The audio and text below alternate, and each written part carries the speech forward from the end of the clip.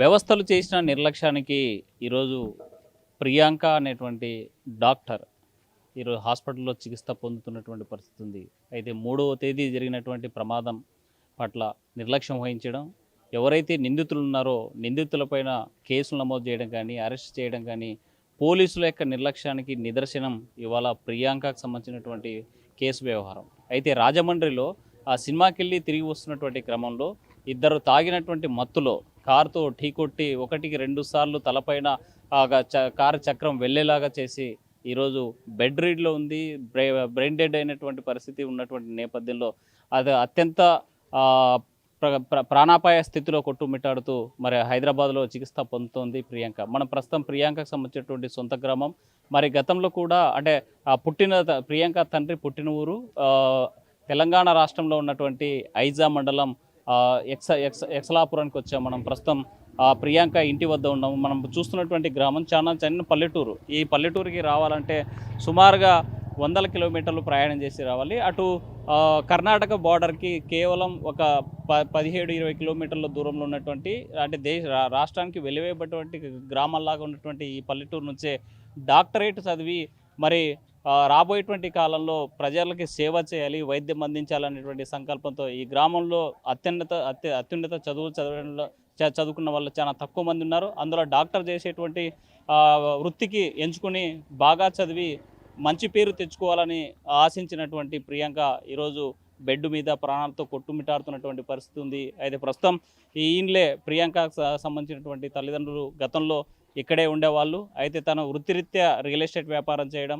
లేకపోతే బిజినెస్లో ఇంకా ముందుకు వెళ్ళాలని చెప్పడం, పిల్లల చదువుల కోసం కర్నూలు అంటే ఏపీలో ఉన్నటువంటి కర్నూలు హెడ్ క్వార్టర్లో ఉన్నటువంటి పరిస్థితి. ఏలుకూరు ఎస్టేట్లో ఏలుకూరు టవర్స్లో కూడా అక్కడ 3 ఏళ్ళు ఉన్నారు. ఆ తర్వాత ఉన్నత చదువుల కోసమే హైదరాబాద్కి వెళ్ళడం జరిగింది. హైదరాబాద్లో ఉంటూ రాజమండ్రిలో ఉన్నటువంటి ఒక మెడికల్ కళాశాలలో చదువుకున్నటువంటి నేపథ్యంలో కాస్తంత వినోదం కోసం వీకెండ్ ఉంది, సినిమాకి వెళ్ళాలని చెప్పేసి ఫ్రెండ్స్తో వెళ్ళినటువంటి నేపథ్యంలో తిరిగి వస్తుండగా జరిగినటువంటి ప్రమాదానికి గురై ఇవాళ అత్యంత ప్రాణాపాయ స్థితిలో ఉన్నటువంటి పరిస్థితి. మనతో మాట్లాడే కొంతమంది కుటుంబ సభ్యులు ఉన్నారు, ఈ గ్రామానికి సంబంధించినటువంటి వాళ్ళు, ప్రియాంకకు సంబంధించినటువంటి రక్త సంబంధికులు కూడా ఉన్నారు. సార్ చెప్పండి, ప్రియాంక మీకు ఏమవుతారు, ఏం జరిగిందని అనుకుంటున్నారు?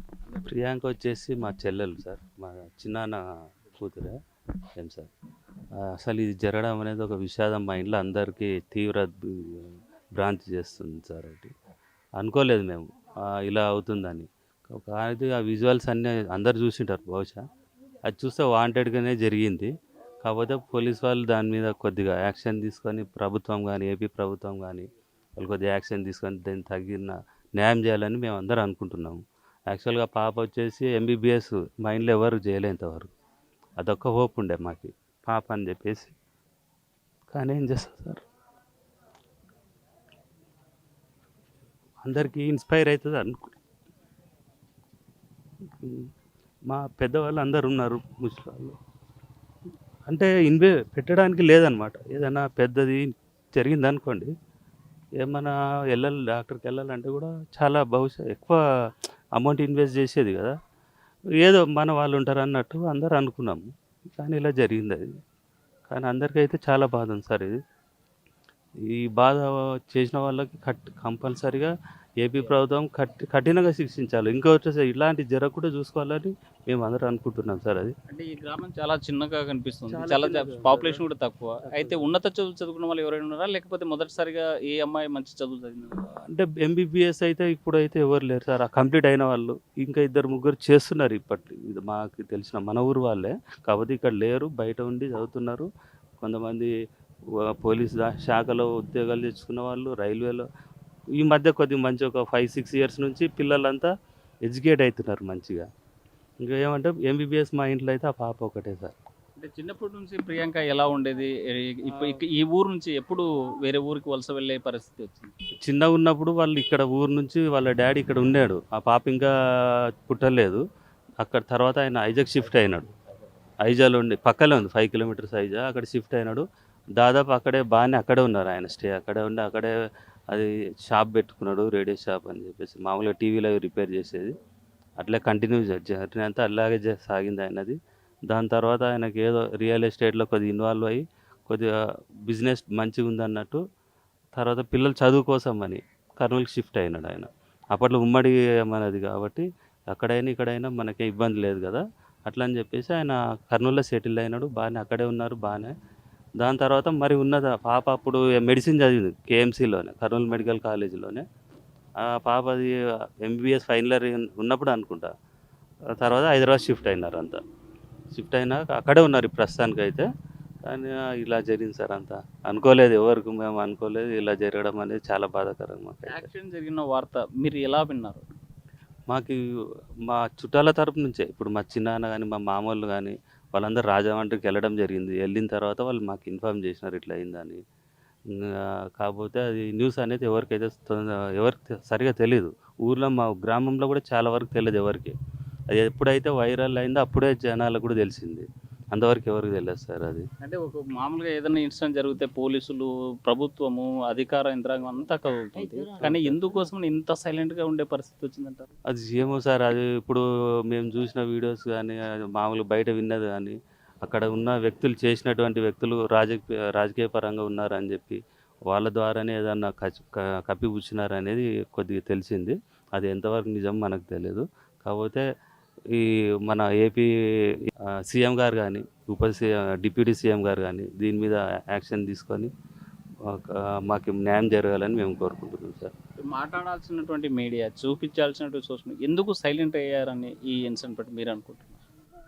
ఇంకా పొలిటికల్ ఇష్యూ ఉండొచ్చు అనే మేము అంటే ఎక్స్పోజ్ అంటే ఒక మీరు ఆ టీవీ నుంచే మాకు యాక్చువల్గా అయితే కొద్దిగా బయటకు వచ్చిందని తెలిసింది. వాళ్ళు స్టార్ట్ చేసిన తర్వాత వేరే వాళ్ళు అయితే ఇన్వాల్వ్ అయ్యారు. మోస్ట్లీ మరి వాళ్ళ వరకు వెళ్ళిందో లేదో తెలియదు, వేరే మీడియా వాళ్ళ వరకు. ఏదైనా ఇన్సిడెంట్ అంటే అంత పెద్ద ఇన్సిడెంట్ జరిగినప్పుడు కంపల్సరీగా వాళ్ళ వరకు చేరుండొచ్చు. కాకపోతే పొలిటికల్ ఇష్యూ వల్ల ఏమన్నా డిలే అయ్యిండొచ్చు అని మేము అనుకుంటున్నాం సార్. అది సరే, ఇలాంటి వ్యవస్థల నిర్లక్ష్యాన్ని జరిగినప్పుడు ఏం చేయాలి? సార్, రాజ్యాంగాలు ఉన్నాయి కఠినంగా శిక్షించేటివి. దానిని కంపల్సరీ అమలు చేస్తే చాలా వరకు తగ్గడానికి ఛాన్స్ ఉంటుంది సార్. అది పక్కా అమలు చేయాలి. ఇప్పుడు మనకి రాజకీయ పరంగా మనం ఉన్నాం అనేది కాకుండా తప్పు ఎవరు చేసినా తప్పే. అందరికీ సమానంగా శిక్ష చేస్తేనే మంచిగా ఉంటుంది సార్. అది ఇంకోటి నెక్స్ట్ కాకుండా జరుగుతుంది అనేది. ఇప్పుడు ఏమవుతారు ప్రియాంక, ఎలా ఉండేవాళ్ళు మీరు చూడగా? మాకి అన్న కూతురు అవుతుంది సార్. మాకు అన్న కూతురు. మా అన్న ఇక్కడే ఉంటుండే. ఆయన పిల్లల చదువుల కొరకు వైజాగ్ నుంచి కర్నూలు షిఫ్ట్ అయినాడు. పిల్లల చదువుల కొరకు ఇంకా పై చదువుల కొరకు కర్నూలు షిఫ్ట్ అయ్యి అక్కడ పాప ఇంకా ఎంబీబీఎస్ సీట్ వస్తే అక్కడనే చదివింది. ఏం సార్, అక్కడ నుంచి ఇంకా మళ్ళీ ఇంకా హైదరాబాద్ షిఫ్ట్ అయినప్పుడు ప్రజెంట్ హైదరాబాద్లోనే ఉంటున్నాడు. ఇంకా మన కుటుంబంలో కూడా మనకు ఒక డాక్టర్ ఉంటే మనకు ఊరికి కూడా సేవ చేస్తుంది కదా అనే ఆలోచనతోనే మేము అందరం ఉన్నాం సార్. ఈరోజు ఇట్లా జరిగిందంటే మాకు చాలా బాధ అనిపిస్తుంది. కాకపోతే అక్కడ కూడా ఏపీ ప్రభుత్వం కొంచెం స్పందించి వాళ్ళని ఇట్లా చేసిన వాళ్ళని కఠినంగా శిక్షించి మాకు న్యాయం చేస్తే మాకు కూడా బాగుంటుందని మేము కూడా కోరుకుంటున్నాం. ఏం సార్, ఇటువంటి ఇంకా ముందు కూడా జరగకుండా ఉండాలి. ఎందుకంటే మేము పిల్లల్ని వేరే ఊరికి పంపేయాలని కూడా మాకు ఈరోజు భయం వేస్తుంది. ఆడపిల్లల్ని ఇట్లా జరిగిందని అంటే ఇంకా ఏడపోతాం సార్. మేము ఇంకా 8, 9, 10 వరకు చదువుతాము, ఇక్కడనే ఉంటాం. ఇంకా పై చదువులకు ఏడపోతాము, పోలేము. అందుకనే గవర్నమెంట్ స్పందించి ఏం సార్ వాళ్ళ మీద రియాక్షన్ తీసుకుని వాళ్ళకి కఠినంగా శిక్షిస్తే మంచిగా ఉంటుందని మేము కోరుకుంటున్నాం. మామూలుగా ప్రమాదము అనుకోకుండా జరుగుతుంది, కానీ ఇక్కడ జరిగినటువంటి తీరు మీరు చూశారు కదా, మీకేమనిపిస్తుంది? ఉద్దేశపూర్వకంగా జరిగిందనా లేకపోతే ఏమనుకుంటున్నారు? మాకు బేకని చేసినారని అనుకుంటున్నాం సార్. మేము అట్లా కాకూడదు. ప్రతి ఒక్క తల్లిదండ్రులు ఉంటారు, ఎంతో హోప్స్ పెట్టుకుని ఉంటాం సార్. మేము మంచిగా ఉంటే బాగుంటుంది, పిల్లల భవిష్యత్తు ఉంటుంది. ఇంతవరకే మేము వేరే ఊరికి పంపించాలంటేనే బాధ అనిపిస్తుంది ఆడపిల్లల్ని. ఇంకా మగపిల్లలు అంటే ఎట్టో గెలిచొస్తారు అనుకుంటాం సార్. మేము ఇట్లా పోతే చాలా బాధ ఉంది సార్ మాకు. కుటుంబాల్లో డాక్టర్స్ చదివి ఈరోజు వస్తుంది అనుకుంటే ఈరోజు ఇట్లుంది పరిస్థితి, ఏమనుకుంటున్నారు? డాక్టర్గా ఉంటే బాగుంటుందని మేము అనుకున్నాము, అందరం అనుకున్నాము. వేరే చదువులు కూడా చదివినా. నా కొడుకు కూడా జాబ్ చేస్తున్నాడు, సాఫ్ట్వేర్ జాబ్. గవర్నమెంట్ ఏది రాలే. ముగ్గురు పిల్లలు, కొడుకు పెద్దవాడు, 2 ఆడపిల్లలు ఉన్నారు. వాళ్ళకి ఏ జాబులు రాలేదు సార్. చాలా కష్టపడి. ప్రియాంక ఎలా ఉండేది మీ కుటుంబంలో? మీరు వచ్చినప్పుడు ఊరికి చెప్పడం ఏం లేదు, మేము చెప్పినట్టు వింటుండే, ఏం కావాలని చేస్తుండే. మంచి అంత మంచి నేను చూడలేదు. మా కుటుంబంలో మా పిల్లలందరూ మంచోళ్ళే. ఆ పాప కూడా అట్లనే డాక్టర్ చదువుతుందంటే చాలా మేలు అనుకున్నాం మేము. బాగుంటుంది అనుకున్నాము. అందుకే ఇంతవరకు పెళ్లి కూడా చేసుకోమంటే చిన్న పాపకి చేసాడు కానీ పెద్ద పాపకి ఏం చేయలే.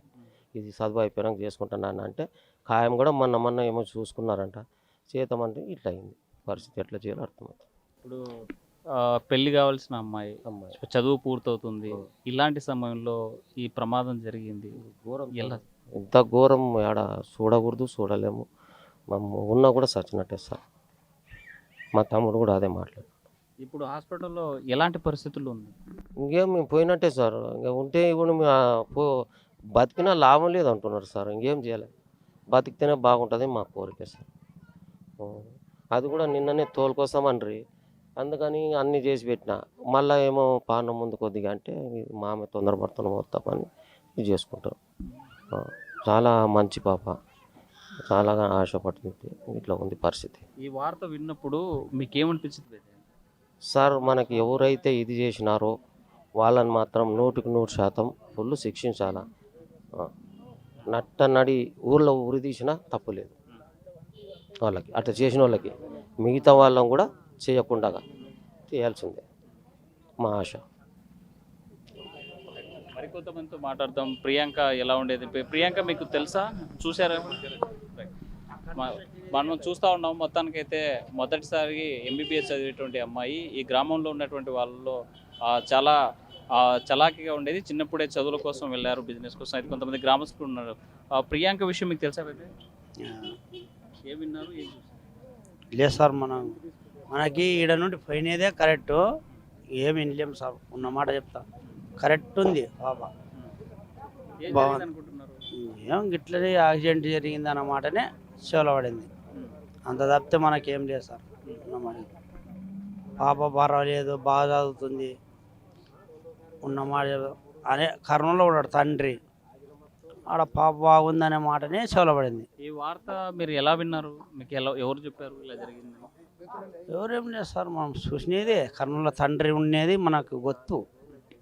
ఎవరు చెప్పేది ఏం అవసరం లేదు. ఊరం కొంతమంది కుటుంబ సభ్యులు, స్థానికులు ఉన్నారు. మాట్లాడదాం, ఎలా ఉండేవాళ్ళు ఏంటి అనేటువంటి అంశం మీద. ప్రియాంక ఈ ఊర్లో ఎంబీబీఎస్ చదివి వైద్య సేవలు అందిస్తారనేసి కుటుంబ సభ్యులు ఆశించిన పరిస్థితి ఉంది.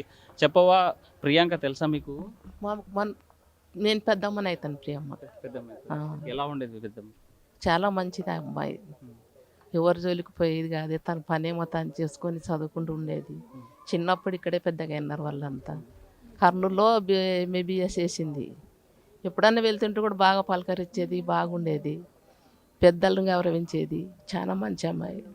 మరి అంత మంచి అమ్మాయి ఈరోజు ప్రాణాలతో పోరాడుతుంది, ఏమనుకుంటున్నారు? చాలా ఘోరంగా జరిగింది సార్. అది ఆడపిల్లలకి భద్రత లేనట్టు అయింది సార్. ఇది ఇప్పుడు ఆడపిల్లలు ఇప్పుడు ఇక్కడ కూడా చాలా ఘోరంగా జరుగుతాయి. ఆడపిల్లల్ని బయటికి పంపించాలంటే కూడా భయంగా ఉంది. ఇప్పుడు పిల్లలకు బడికి పోయినాక ఇంటికి వచ్చేంత వరకు భయమే. చదువుకున్నాలని మేము అనుకుంటాం కానీ పిల్లలు బయటికి పంపించాలంటే కూడా భయం అవుతుంది. ఎందుకు భయం అంటే?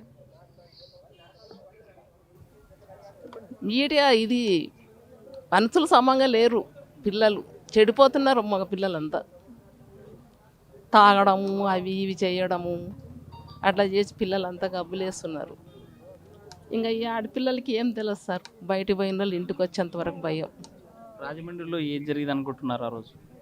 రాజమండ్రిలో మేమైతే అక్కడికి వెళ్ళలేదు సార్, ఇక్కడే ఉన్నాము. మా వాళ్ళు పోయినారు, వాళ్ళే చెప్పినారు.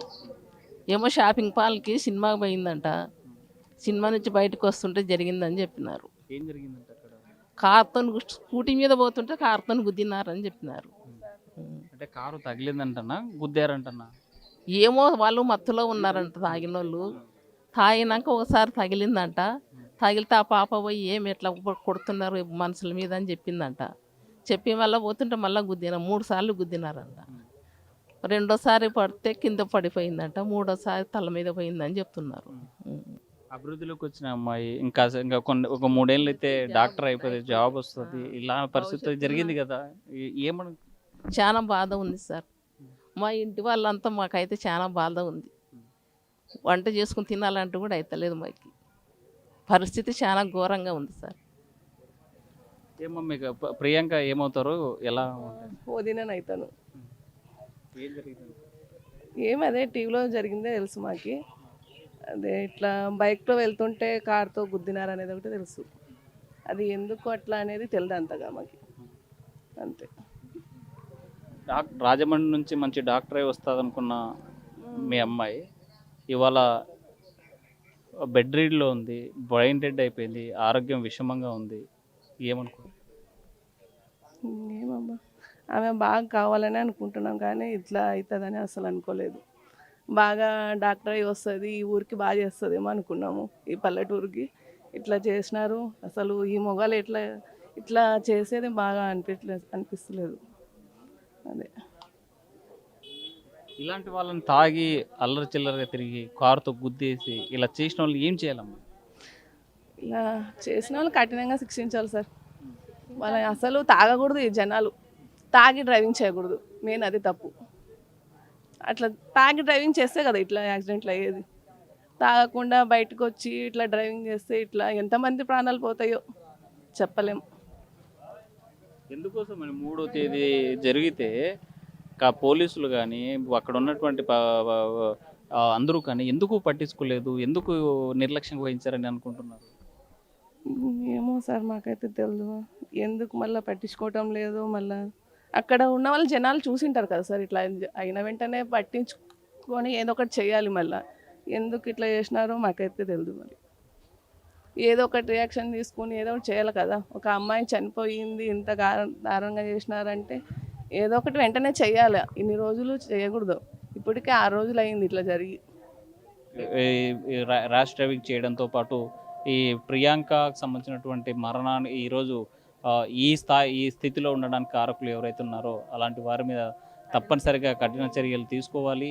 ఇలాంటి చర్యలు తీసుకోకుండా ఉండాలనేసి స్థానికులతో పాటు బంధువులు చెప్తున్నటువంటి పరిస్థితి. అయితే ప్రియాంక మా ఊరికి ఒక మంచి డాక్టర్గా తిరిగి వస్తుంది అనుకుంటే మాత్రం ఈ పరిస్థితుల్లో తిరిగి వస్తుందని ఆశించలేదని ఆవేదన వ్యక్తం చేస్తున్నటువంటి పరిస్థితి మనకు తాజాగా కనిపిస్తోంది.